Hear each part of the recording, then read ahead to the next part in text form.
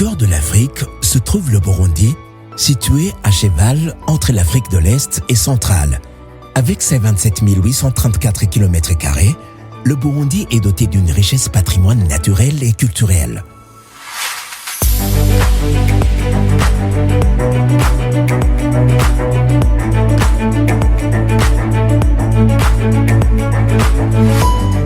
Pays essentiellement agricole, sa démographie est caractérisée par une population très jeune. La moitié en moins de 18 ans et les femmes représentent 52,4% de la population totale du Burundi. Le Burundi ne cesse de faire des efforts en faveur de sa population, et cela dans plusieurs secteurs. Au cœur de l'action, la première dame du Burundi, Angéline Ndayishimiye.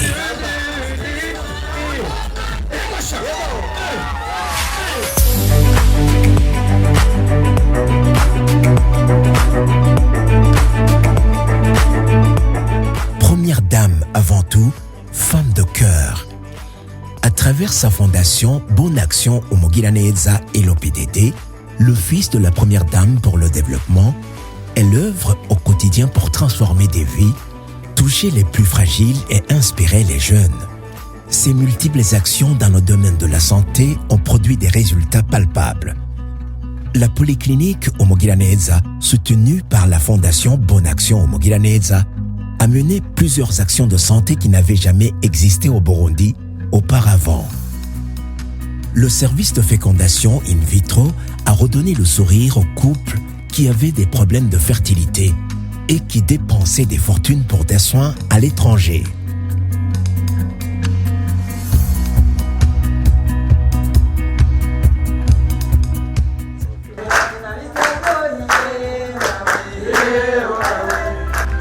Des équipements en néonatologie octroyés par l'OMS ont amélioré la qualité de l'offre des soins et sauvé des vies.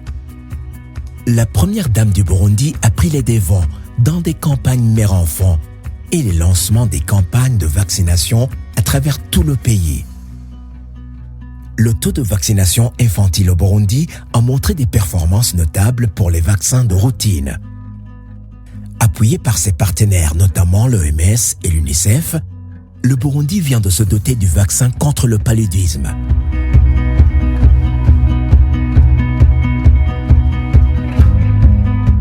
Le Burundi fait partie d'une quinzaine de pays en Afrique qui ont donc adopté cette stratégie d'introduire de nouveaux vaccins. Et nous avons commencé donc depuis quelques temps. Et cette vaccination se poursuit très bien au bénéfice des populations cibles.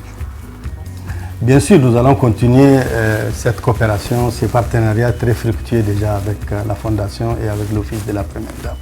Angéline Ndayishimiye, première dame du Burundi, a contribué à l'extension du centre Urumuri Gitega pour venir en aide et soigner les femmes souffrant de fistules obstétricales. Un acte médical qui a mis fin à l'isolement social et souffrances psychologiques endurées par ces femmes. Nous voulons saluer ses efforts en faveur de la réduction de la mortalité et de la morbidité maternelle en tant que championne pour la lutte contre les fistules obstétricales. Donc avec la Première Dame, nous avons travaillé à nous assurer que le centre Urumuri puisse devenir un centre de référence, le seul d'ailleurs du pays, qui permet de prendre en charge en moyenne plus de 150 femmes par an en les opérant des fistules obstétricales et en leur redonnant la dignité. Des Burundais qui avaient perdu la vue ont pu récupérer leur vision grâce aux campagnes d'opération de la cataracte.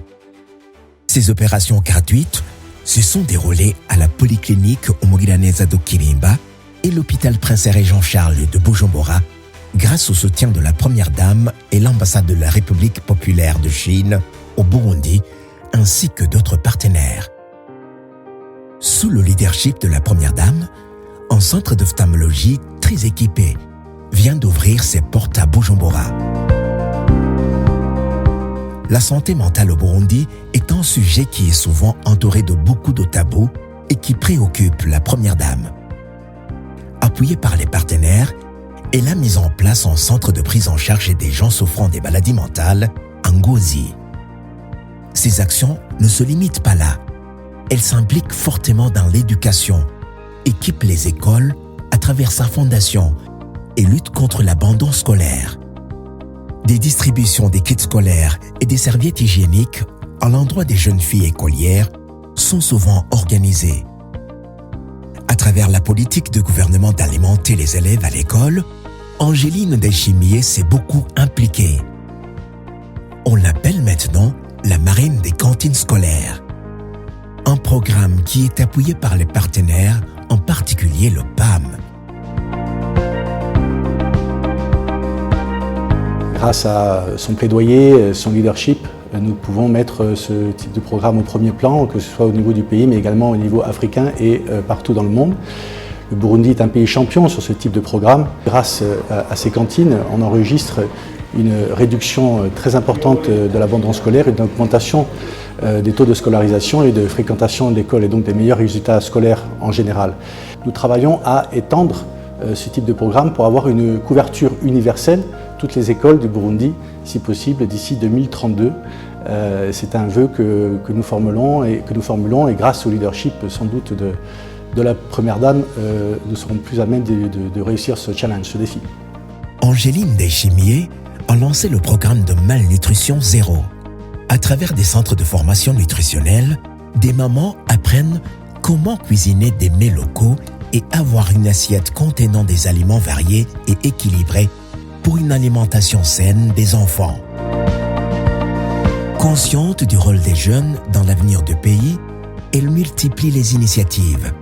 Sensibilisation contre les fléaux sociaux tels que la lutte contre le VIH-Sida, la prise des drogues et autres comportements à risque qui peuvent nuire à la jeunesse, sans oublier la lutte contre les grossesses en milieu scolaire. Les partenaires qui l'accompagnent pendant ces campagnes de sensibilisation apprécient son engagement. La Première Dame se soucie énormément du bien-être des enfants, des adolescents, des jeunes, des communautés en général. Et UNICEF, notre travail, évidemment, c'est de promouvoir et de protéger les droits des enfants sur tous les domaines. Elle a une façon particulière de vulgariser ces informations pour que ces informations soient plus accessibles aux enfants, aux élèves. Nous apprécions beaucoup l'engagement et l'implication de la Première Dame. Et pour nous, c'est une voie importante pour appuyer tout ce qui touche à l'enfance. À travers sa fondation Bonne Action Omogiraneza, une nouvelle école vient d'ouvrir ses portes. Il s'agit de l'école Socle du Savoir. Le couple présidentiel a procédé à l'inauguration officielle de l'école sur la colline Matongo, commune Nyabihanga, province Gitega. Consciente que l'autonomisation des femmes est cruciale pour l'égalité des sexes, le développement économique et le bien-être social, la Première Dame Angéline Ndayishimiye soutient les activités génératrices de revenus initiées par les femmes.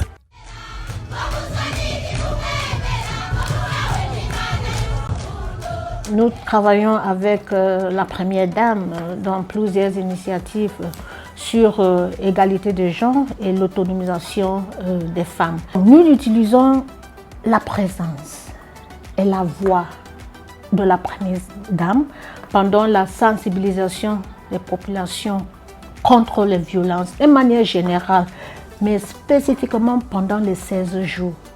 C'est elle qui lance la campagne des 16 jours contre les violences basées sur le genre. Et quand on lance, c'est le travail pour toute l'année pour lutter contre les violences basées sur le genre. La Première Dame a compris que l'hygiène et l'assainissement sont fondements d'un développement durable. C'est pourquoi elle a initié la campagne Zéro déchet au Burundi. On la retrouve aux côtés de la population pour des travaux d'hygiène. Son action ne s'arrête pas là. Avec une écoute attentive et une main tendue, elle apporte soutien, réconfort et dignité à ceux que la vie fragilise.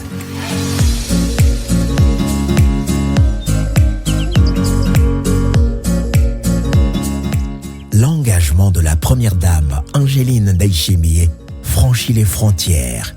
Elle a été honorée au niveau national et international.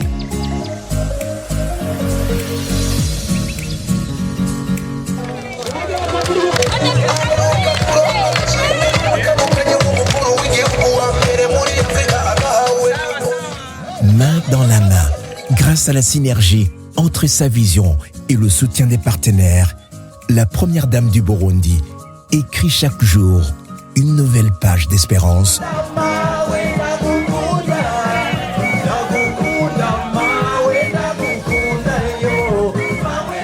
Guidée par la lumière des flambeaux de la paix qui parcourt chaque année depuis 19 ans le pays de 1001 collines.